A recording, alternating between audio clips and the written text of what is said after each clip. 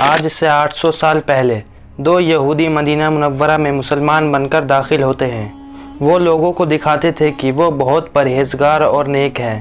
انہوں نے روضہ رسول سے کچھ دوری پر اپنا ٹھکانہ بنایا۔ لوگ انہیں بڑا نیک سمجھتے تھے، لیکن کسی کو یہ معلوم نہ تھا کہ وہ کس وجہ سے مدینے میں آئے ہیں۔ وہ دن بھر اپنے حجرے میں رہتے تھے اور اللہ کی عبادت کرنے کا ڈھونگ رچتے تھے، اور رات ہوتے ہی وہ زمین کھودنا شروع کر دیتے تھے۔ دراصل ان کا مقصد تھا کہ وہ ایک سرنگ بنا کے نبی پاک صلی اللہ علیہ وسلم کے جسم اطہر کو قبر سے باہر نکال لیں اور اس جسم کے ساتھ بے حرمتی کریں۔ چنانچہ یہ سلسلہ جاری رہا۔ وہ روز دن میں اپنے مصلی پر بیٹھ کر عبادت کرتے تھے اور رات کو سرنگ بناتے تھے۔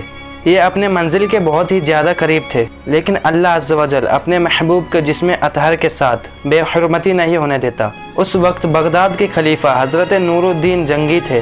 وہی نور الدین جنگی جو صلاح الدین ایوبی کے استاد تھے۔ نور الدین جنگی روز کی طرح اپنے مصلی پر نفلی عبادت کے لیے جاتے ہیں۔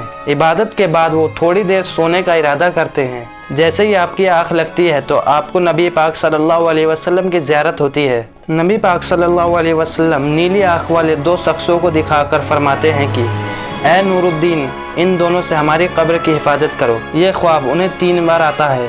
تیسری بار وہ فوراً اپنے ساتھیوں کے ساتھ مدینہ روانہ ہوتے ہیں۔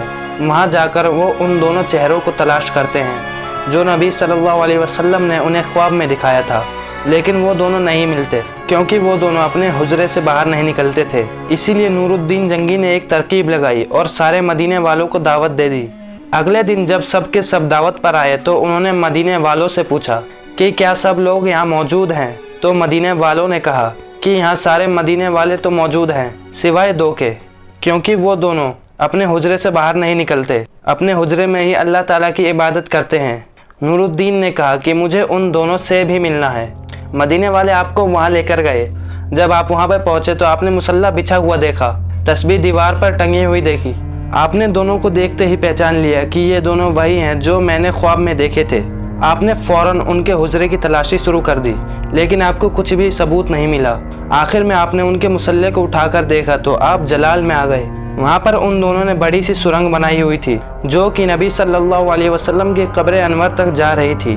نور الدین جنگی کی آنکھوں میں آنسو آئے اور کہا کہ آج یہ لوگ ہمارے نبی کی قبر تک پہنچ گئے۔ پھر آپ نے ان دونوں سے پوچھ تاچھ کی۔ انہوں نے بتایا کہ وہ نبی صلی اللہ علیہ وسلم کے جسم اطہر کے ساتھ بے حرمتی کرنا چاہتے تھے۔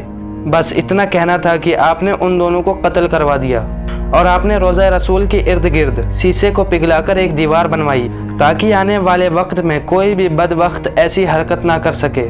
یہ دیوار 16 گز زمین کے اندر اور 16 گز زمین کے اوپر ہے، اور آج بھی یہ دیوار گنبد خضرا کے نیچے موجود ہے۔